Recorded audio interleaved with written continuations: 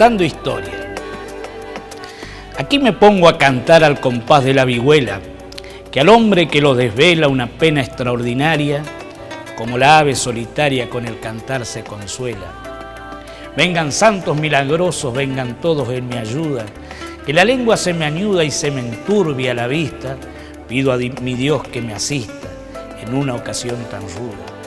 Mas ande otro criollo pasa, Martín Fierro ha de pasar, nada lo hace recular ni la fantasma lo espantan, y donde que todos cantan yo también quiero cantar, cantándome de morir, cantándome de enterrar, y cantando de llegar al pie del eterno Padre, desde el vientre de mi madre vine a este mundo a cantar. Así como nace el peje en el fondo de la mar, nada me hace recular ni la fantasma me espantan, y donde que todos cantan yo también quiero cantar. Yo he conocido ese tiempo en que el paisano vivía, su ranchito tenía sus hijitos y mujer, era una delicia al ver cómo pasaba los días. Entonces cuando el lucero brillaba en el cielo santo y los gallos con su canto anunciaban que el día llegaba, a la cocina rumbeaba el gaucho, que era un encanto. Y sentado junto al fogón a esperar que llegue el día, al cimarrón se prendía hasta quedarse rechoncho, mientras la china dormía tapadita con su poncho. Estos versos sueltos del Martín Fierro caracterizan la obra más importante o más conocida de don José Hernández y Pueyrredón. José Hernández, como él se llamaba, autollamaba y gustaba que lo llamen. Cuenta una anécdota Jorge Luis Borges, quien hizo una introducción al gaucho Martín Fierro en una de sus tantas ediciones, que Paul Groussac, ese francés crítico literario venido al Río de la Plata y nombrado director de la Biblioteca Nacional Argentina, cierta vez fue en Francia a visitarlo a Víctor Hugo, el príncipe de las letras francesas y una de las plumas más encumbradas de la literatura mundial, quizá el romántico por excelencia de la literatura. Dicen que, haciendo antesala en la casa de Víctor Hugo, se sintió tan cómodo y tan imbuido de la modestia general que rodeaba el ambiente, como si estuviera en casa de José Hernández. José Hernández tenía fama de hombre tranquilo, austero, modesto, de largos y profundos pensamientos y cavilaciones. Era, al decir de Borges, un hombre que no cabía en su tiempo, pues era federal cuando ya los federales cayeron en desgracia. Y así vivió una vida azarosa de pelea en pelea contra la política de Sarmiento, contra la política de Mitre, siempre en la adversidad política. En las lides anduvo aquí por la provincia de Corrientes, estuvo exiliado en el Brasil y una de las suposiciones es que o en el Hotel Argentino, donde también estuvo refugiado en una pieza en Buenos Aires, o en Porto Alegre o Alegrete, pudo haber escrito su canto El Martín Fierro. Después vino la vuelta del Martín Fierro, que todos suponían que iba a ser inferior a la primera parte, como normalmente ocurre en literatura. Y sin embargo, la segunda o la vuelta del Martín Fierro fue tan aplaudida, festejada, bienvenida y criticada como la primera parte. Dicen que de viejo, murió joven, 54 años, había nacido el 10 de noviembre, dicen que hacia los 50 y algo de años, paseaba tranquilamente en su caballo y la gente ya lo apodaba el Martín Fierro. Era tan voluminoso de porte que los paisanos le preguntaban: ¿qué anda haciendo don Martín Fierro? Y José Hernández respondía: adelgazando, y la gente se entredecía: al pingo. Era espiritista, como tal, practicaba estos ritos ocultos que eran muy común entre las clases generalizadas de la Argentina a fines del siglo XIX. Su hermano, Rafael Hernández, también político, escritor, participó de las lides organizativas argentinas hacia los años 1870, 1880 y lo sobrevivió mucho tiempo. Tenía pintado en el acceso a su casa un mural con el sitio de Paysandú, ese feroz bombardeo llevado adelante por la flota imperial brasileña contra la indefensa ciudad uruguaya, sitio a Paysandú. Pero José Hernández escribió además sus instrucciones al estanciero y allí da cuenta de su versación en los temas de la faena agrícola, ganadera. Se crió, vivió en el campo y fue uno más de ellos. Y de allí que, al igual que don Juan Manuel de Rosas, quien también escribiera sus instrucciones al estanciero, dio en manera escrita un manual óptimo, adecuado y funcional para el manejo de las estancias de ese entonces. Cabe leer, allí está la clasificación del ganado, allí está la clasificación de las praderas, de los pastos, de las tierras, de las zonas geográficas de nuestro país. Y hay una descripción muy buena de los campos de la provincia de Corrientes, rodeados por los grandes ríos Paraná y Uruguay, con el centro de Liberá y sus grandes aguadas. Corrientes es una de las provincias indudablemente más beneficiadas por la naturaleza en el sistema acuático argentino. Pero José Hernández también ejerció la prosa y usó su pluma como arma política. Y cabe leer la obra escrita acerca del Chacho Peñalosa, refutando el proceso al Chacho de Domingo Faustino Sarmiento. En la vida del Chacho hace José Hernández un directo ataque a Domingo Faustino Sarmiento, haciéndolo responsable, autor intelectual de la muerte del Chacho Peñalosa.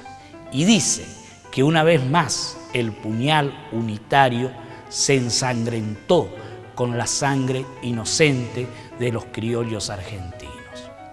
Por eso, José Hernández es más que un defensor del gaucho argentino en su ocaso, porque si hay un canto que narra las vicisitudes, adversidades del gaucho desapareciendo como estirpe, como clase social en la Argentina, mandado en su calidad de vago por la política oficial sarmientina, urquicista, mitrista, alcinista, a los fortines del desierto, es el Martín Fierro.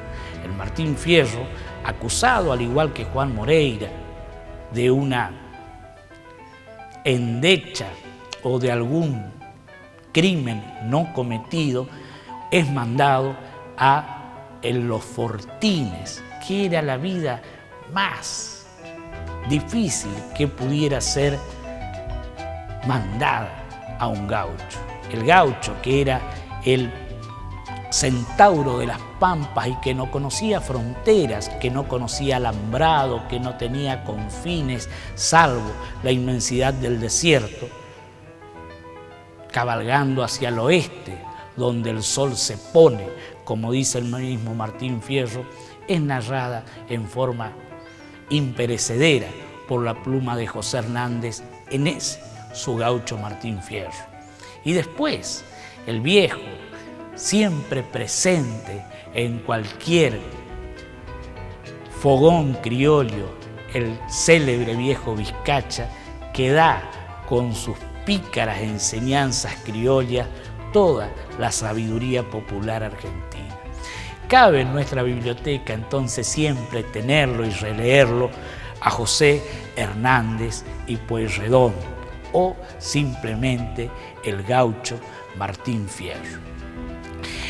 Y vamos a adentrarnos un poquito más adelante en la literatura criolla, porque cabe ir analizando uno a uno los libros que están un poco echados al olvido, pero sobre los cuales queremos siempre poner en el tapete sus personajes. Son contemporáneos a el gaucho Martín Fierro, el gaucho Hormiga Negra, Juan Moreira, y en nuestra zona, en nuestra provincia de Corrientes, hay un escritor que queremos en este programa también homenajear. Pero vamos a analizar a otro escritor que realmente nos encantó y que un librito ya perdido, prácticamente no reeditado, pero que tiene un título raro, compone nuestra modesta biblioteca. Estamos hablando de don Marcos Sastre, uruguayo, montevideano, autor de una obra titulada El Tempe Argentino.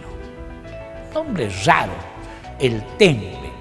Cuando supe de este título dije, estará mal escrito, dirá El Temple Argentino. No, don Marcos Sastre puso el título El Tempe Argentino a la obra en la cual describe en forma maravillosa, práctica, concisa, clara, el delta argentino hacia 1840, 1850. Don Marcos Sastre, uruguayo, había vivido con su familia paterna su niñez en el delta. Ese pedazo de territorio argentino formado por el desove de los ríos Paraná y Uruguay en el gran estuario del Plata. Allí, lo que ahora es el Tigre, es la zona del delta, que el título, El Tempe Argentino, lo toma Marcos Sastre por similitud con un pedazo de territorio que en Grecia, también bañado por aguas, tiene la misma configuración y es el Edén de los griegos, cantado por los poetas helénicos. Y en el Tempe Argentino, don Marcos Sastre, que había sido de profesión docente, literato, escritor, político y librero, él fue quien en Buenos Aires montó el célebre Café de Marcos Sastre o Café Literario, donde en 1837 se formó la Asociación de la Joven Argentina, cuyo orador inicial fue el romántico tucumano don Juan Bautista Alberdi. Allí participaron Miguel Cané Padre, don Vicente Fidel López, don Vicente López y Plane, José Mármol, Mariquita Sánchez de Thompson. Realmente una pléyade de jóvenes y hombres eruditos argentinos que conformaron esa sociedad literaria que tanto influyó en la vida política, social, económica, constitucional, organizativa argentina, a tal punto que hasta ahora se la conoce como la generación del 37.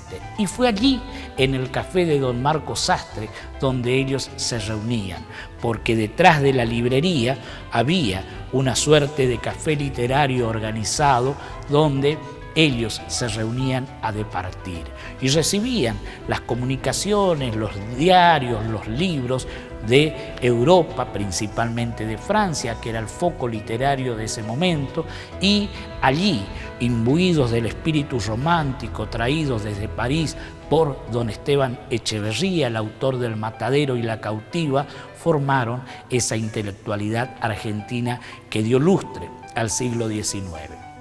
Pero don Marcos Sastre, en este libro que invito a releer y a leer, cuenta, y ustedes saben que lo grato, lo feliz que hacen sus párrafos es que andando por nuestro territorio, por ejemplo, de la provincia de Corrientes, uno puede ir recorriendo lo que hacia 1840-50 escribiera Marcos Sastre.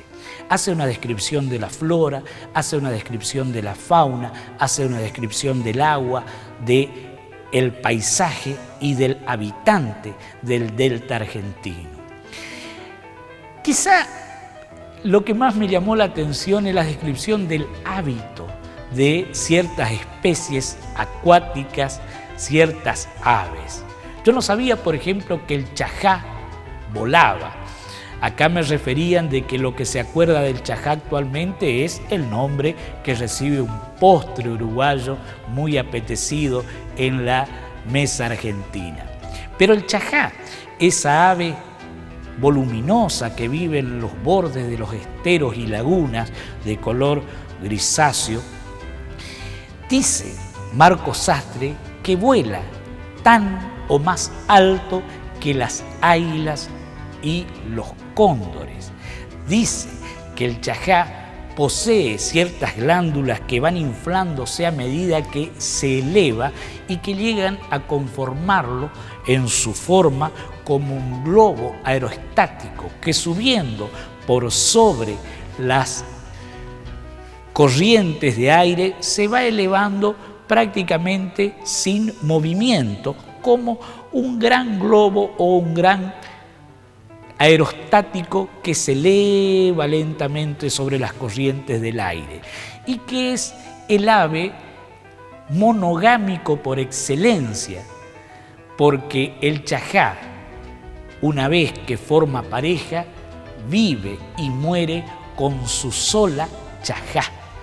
Cuando ella o él mueren, la pareja que queda vive en soledad. Y eso que se ven los chajáes como aquí en una laguna o en un bañado a la entrada derecha de la localidad de Verón de Astrada, en voluminosas bandadas que pueblan nuestro territorio correntino. Don Marcos Sastre, fíjense ustedes qué intelecto digno de ser releído y de conformar nuestro acervo bibliotecario. Pero vayamos a otro, conocido solamente por ser el padre de los abogados o el padre de la Constitución. Nos estamos refiriendo a Juan Bautista Alberdi. Juan Bautista Alberdi, cuyas obras póstumas también, al igual que Sarmiento, al igual que el general Iriarte, al igual que Lamadrid, que Paz, fueron felizmente recopiladas. Don Juan Bautista Alberdi, tucumano, nacido el 29 de agosto de 1810, nació con la patria y muerto hacia 1884, en París, en un hospicio público.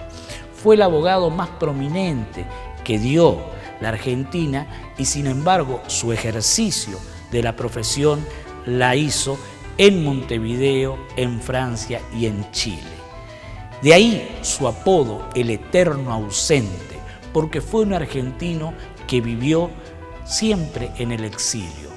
Se fue en 1834 del país y regresa recién cuando es electo diputado, ya hacia 1880, y fue denostado, fue perseguido por sus puntos de vista acerca de la política sarmientina, de la política mitrista, y siempre fue tenido al margen, al punto tal de que Mitre le negó el pago de sus honorarios y de su sueldo como diplomático argentino, que fue quien obtuvo el reconocimiento de la independencia argentina nada más y nada menos que por el Reino de España. Pero el Alberdi literario es dable recordar, abrevar en sus páginas, no solamente en la polémica que tuvo con Domingo Faustino Sarmiento allá en Chile, llamadas las Quiliotanas, y la 101 por parte de Sarmiento. Ese duelo de titanes, de dos poderosos cerebros nacidos en nuestra patria que se enfrentaron por la política de organización nacional llevada adelante por don Justo José de Urquiza. Alberdi, quien había redactado las bases y puntos de partida como programa de gobierno y remitido las mismas a don Justo José de Urquiza, defiende el acuerdo de San Nicolás y la postura de Justo José de Urquiza. Y Sarmiento, arrojado en Chile, ofendido con Urquiza, quien lo había tratado de menos, no reconociéndole rango militar digno de consideración y dándole como encargo nada menos y nada más que la impresión del boletín del Ejército Grande, que dio esas páginas memorables de la campaña del Ejército Grande, se enfrentaron en esa polémica. Sarmiento en contra de Urquiza, Alberdi a favor de Urquiza, llamada las Quiliotanas, porque en Quillota vivía Alberdi, y la 101 por el modo en que Sarmiento castiga, pega con el látigo de su palabra, que es su espada también, y su forma de enfrentarse con los adversarios. Pero Juan Bautista Alberdi nos dejó, creo que la semblanza más acertada, centrada, de quien fuera el padre de nuestra patria, don José Francisco de San Martín. En su tomo Viajes, Juan Bautista Alberdi cuenta la visita que hace a José Francisco de San Martín.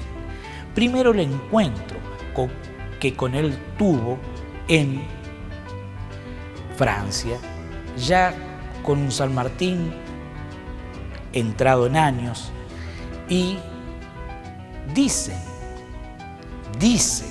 Juan Bautista Alberdi que pensaba encontrarse con un indio, con un hombre de estas tierras, y se encontró, sin embargo, con un hombre no tan alto, bien erguido, con la postura del militar de carrera, nariz aguileña, pero de una sencillez, una modestia y una austeridad tal que nadie que lo viera podría darse cuenta, pensar o atisbar que estaba frente a uno de los libertadores que dio libertad a medio continente americano. Alberdi narra en su visita a la casa de Grambur, donde vivía San Martín, que le permite visitarlo en la planta alta. Abajo vivía su hija Mercedes, San Martín de Balcarce con su esposa, su esposo y sus dos hijas. Y allí arriba, en la planta alta, Alberdi describe la casa y la pieza donde vivía San Martín. Tenía en un costado su costurero. San Martín se cosía a la vieja usanza militar de los viejos soldados de la independencia su propia ropa. Dice que entrando en la pieza se denotaba los únicos trofeos que trajo de América: el estandarte de Pizarro, bordado por Juana, la reina de España, apodada Juana la Loca, con la cual habían tomado los españoles el imperio inca, y en la otra esquina el sable corvo, con el cual dio lustre a la independencia americana, ese gran americano.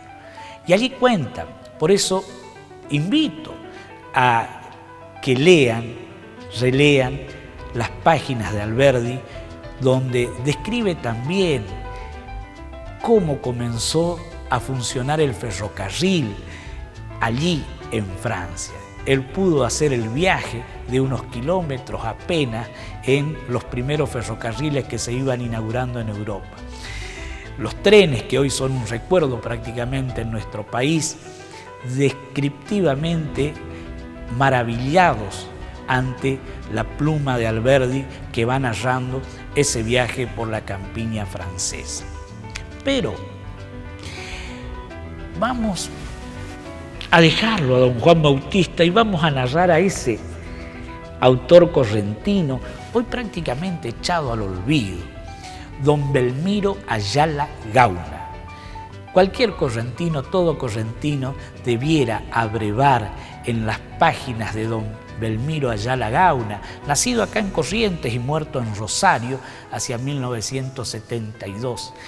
Don Belmiro Ayala Gauna, con su personaje, el comisario Frutos Gómez, su pueblo mítico Capibaracué, no tiene nada que envidiar a el gran escritor colombiano don Gabriel García Márquez. Allí, en los cuentos correntinos, en los nuevos cuentos correntinos y en las cartas de los correntinos, encontramos el porqué, el cómo y el cuándo de nuestra vasta campiña correntina y sus costumbres lugareñas. Invitamos a leerlo y a contarlos en nuestra Contando Historia. Belmiro Ayala Gauna.